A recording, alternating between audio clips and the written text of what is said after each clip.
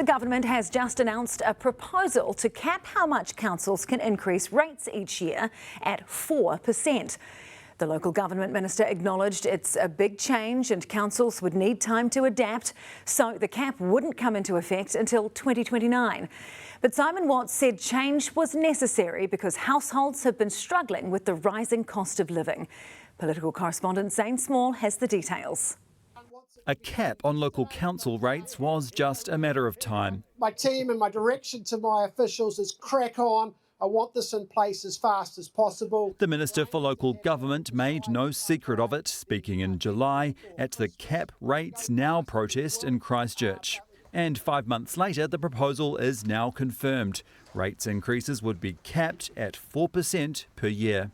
These new rules will be a big change, and to many councils, they will need time to adapt, which is why that there will be a transition period starting from the 1st of January 2027. Councils will not be able to increase rates beyond 4% unless given permission from a regulator. We expect that that would only be in exceptional circumstances, if you envisage a natural disaster or something of that quantum. But it's not just a cap.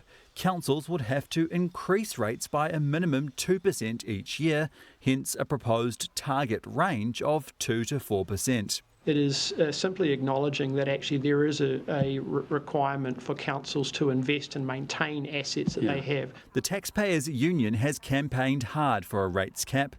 Rates have been rising exponentially over the last 3 years. It's been an average of 35%. Inflation's been 13%. It's clearly unsustainable. Households can't manage that budget. So rate caps are needed just to force councils to spend money on the basics. Wellington City Council's $2.3 million spend on a toilet block with rainbow lights is often cited as an example of non-essential spending. A $2 million plus public toilet block with a light show, for goodness sake. Here in Auckland, the council lifted average residential rates by 5.8% this year, which amounts to about an extra $223.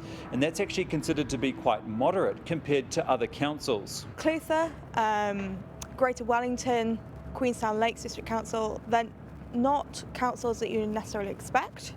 They're a lot of the smaller councils, but they've had rates hikes of up to 65% over the last 3 years.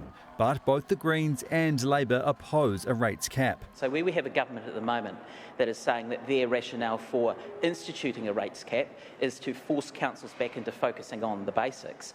Basics that are actually, in effect, things like libraries, rubbish and recycling are the key bits of infrastructure. The Department of Internal Affairs says councils face nearly $48 billion in water infrastructure costs over the next decade, a figure based on forecasts submitted by councils under the government's Local Water Done Well scheme.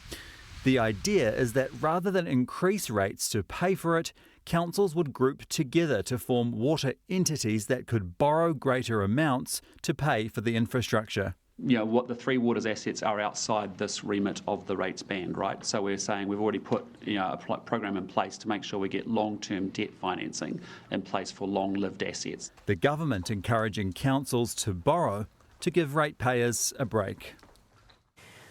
OK, Zane, so just to be clear, this is simply a proposal at this stage. Yeah, that's right. Consultation begins today and will run until February next year. And the government aims to pass this into law by January 2027. That is, of course, after the election, so it will depend on the government being re-elected. But if that does happen and this does go ahead, then the idea is that from 2027, a transition period would begin, allowing councils to integrate the cap into their long-term planning. And then it's not until 2029 that the actual rates cap would come into effect. But it certainly would be a big change for local councils, and it comes just a week after the government proposed another big change to abolish regional councils.